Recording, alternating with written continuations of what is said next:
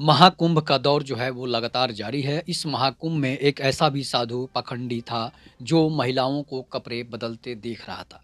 मैं पूरी घटना से आपको रूबरू कराऊँगा, पूरी घटना से जो आप अनभिज्ञ हैं, मैं आपको इस घटना का जो है सुचारू रूप से ये कहानी जो है मैं आपको बताऊँगा। इसलिए कि महाकुंभ जो है 144 सालों के बाद ये महाकुंभ आया हुआ है और उस महाकुंभ में ऐसे-ऐसे संत आए हैं जो जो स्वर्ग तक जाने के लिए उनका रास्ता तैयार है। कुछ ऐसे भी साधु हैं जो पाखंडी बनकर, जो साधु का भेष करके, बहुरूपिये बनकर, मारीच और सुबाहु बनकर जो है इस महाकुंभ में घुसे हुए हैं।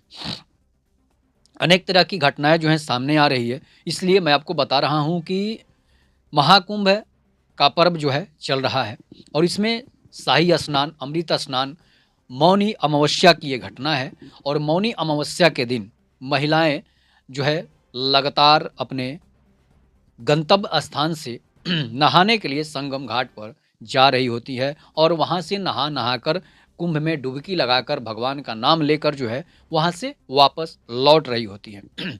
उसके बाद महिलाओं का टेंट जो लगा हुआ है, महिलाओं के कपड़े बदलने के लिए भी टेंट लगे हुए हैं और उसी टेंट में बहुत सारे ऐसे टेंट हैं, जहाँ पर साधु महात्माओं, संतों के भी टेंट हैं और उस संतों के टेंट में एक ऐसा भी टेंट था, जो महिलाओं को बुरी नज़र से उस टेंट के साधु जो था, वो देख रहा था। मैं आपको बता रहा हूँ कि अगरानंद नाम का एक संत है। अगरानंद नाम का एक संत है, जो उसके पास ना कोई आइडेंटिटी है, ना कुछ है और वो नागा साधु की भेष पकड़कर जो है भभूत लपेटे हुए हमेशा त्रिशूल लेकर बैठा हुआ रहता है और वो अपनी कुटी में जो है अपना जो कुटी बनाया हुआ है, उसमें वो बैठा रहता है। एक छोटा-सा कुटी बनाया है, उस कुटी के बगल में महिलाओं के कपड़े बदलने के लिए भी, वस्त्र चेंज करने के लिए भी रेवटी बनाए हुए हैं। कुटी बनाया हुआ है जिस तरह से महिलाओं को कपड़े बदलने के लिए बनाया गया है। जगह-जगह पर महिलाओं के कपड़े बदलने के लिए भी टेंट लगाए गए हैं। उस टेंट में महिलाएँ उत्तर प्रदेश के रसूलपुर गाँव की एक महिला होती है। महिलाओं का नाम तो इसमें दर्शाना ज़रूरी नहीं है, ये इसलिए कि ये गैर कानूनी है।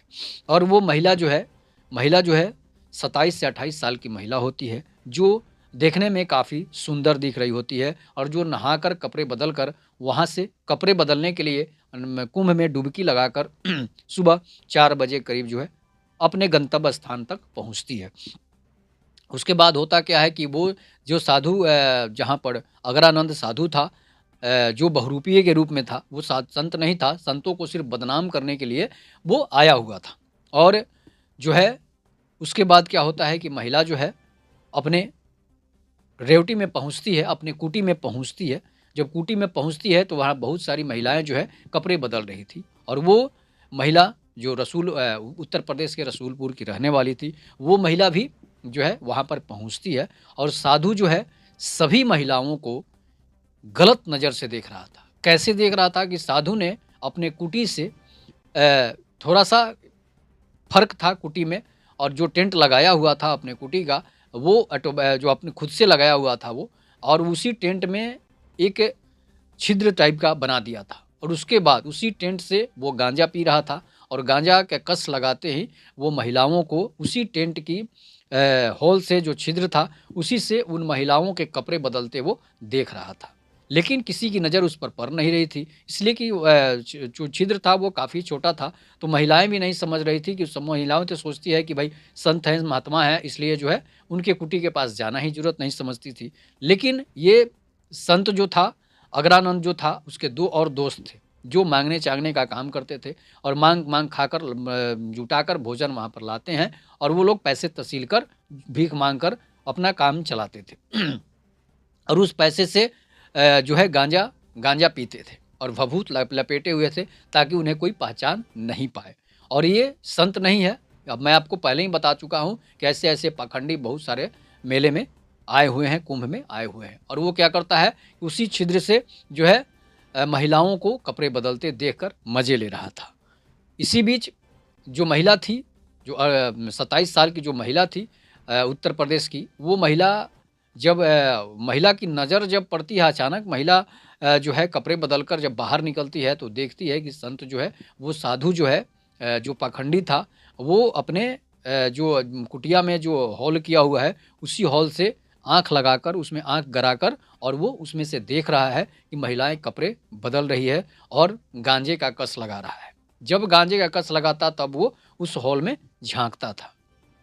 वो इसके बाद उस महिला की नज़र जब पड़ती है, तो महिला काफ़ी गुस्से से लाल हो जाती है और उसके बाद पुलिस को शिकायत करती है कि देखिए, इस टेंट से, स्कूटी से जो है महिलाओं को कपड़े बदलते ये पाखंडी देख रहा है। उसके बाद पुलिस वहाँ पहुँचती है, तो पुलिस पहुँचती है, उससे पूछताछ करती है, तो पहले तो वो बताता नहीं है। इसके बाद पुलिस उसे उठाकर वहाँ से ले जाती है, उसके आधार कार्ड चेक की जाती है, उसकी आइडेंटिटी चेक की जाती है, लेकिन उसके पास तो कुछ था भी नहीं।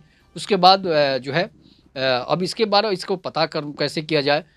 सीसीटीवी कैमरे लगे हुए हैं, जब सीसीटीवी कैमरा चेक किया जाता है, तो वो साधु जो है जो पाखंडी था, वो महिलाओं को कपड़े बदलते सच में देख रहा था। इसके बाद उसे लात-घूँसों की पिटाई होती है और प्रशासन उसे वहाँ से लेकर चली जाती है। तो ये है महिलाओं की जागरूकता की वजह से महिलाओं को जो गंदी नज़र से देख रहा था, तो इसीलिए कहा जाता है कि बुरा कर्म करोगे तो बुरा ही फल पाओगे और उसने अंत में वो पकड़ा जाता है और पुलिस उसे लेकर वहाँ से चली जाती है। अब उसे जेल हो जाएगी, अब वो पिटाई होगी, इसके बाद अब महिलाओं ने राहत की साँस ली है। तो इस तरह से ऐसे-ऐसे पाखंडियों पर भी नज़र रखने की ज़रूरत है, जो लोग कुंभ में नहाने जा रहे हैं, चाहे जो भी धार्मिक स्थल हो, वहाँ पर लोग जाते हैं तो ऐसे-ऐसे पाखंडियों का, ऐसे-ऐसे चोरों का, उचक्कों का ज़रूर ध्यान देना चाहिए, ताकि जो है सभी लोग केयरफुल रह सकें।